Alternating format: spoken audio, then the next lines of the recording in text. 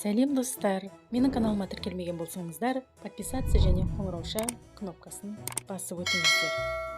Мен қазір базилик қосылған томат соусын дайындайтын боламын. Бұл жерде құрамы 2 порцияға арналған. Біздерге ол үшін видеода көріп тұрғандарыңыздай базилик, күлгін түсті базилик алдық. Қызанақ, сарымсақ, томат пастасы және дәмдеуіштер қажет болады. Қызанақтардың төбесінен крес тәрізді етіп тіліктер жасаймыз.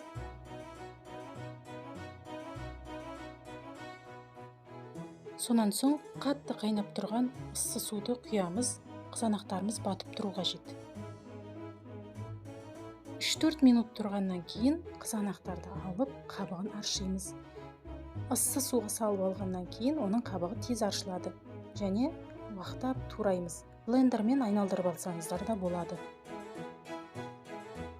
Келесі кезекте базиликті уақтап тураймыз. Қызып тұрған табаға бір ас қасық өсімдік майын құйып, оның үстіне туралған қызанақтарымызды салып, үстінен тұз,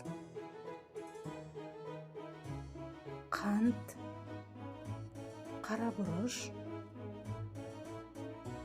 уақталған тәтті паприка салып араластырамыз. Одан кейін сарымсақ саламыз.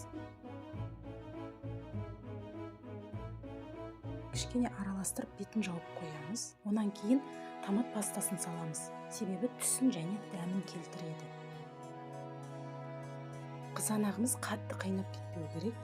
Асты жай тұрады. Сонан кейін базиликті салып араластырып 15 минуттай қақпағын жауып қоямыз.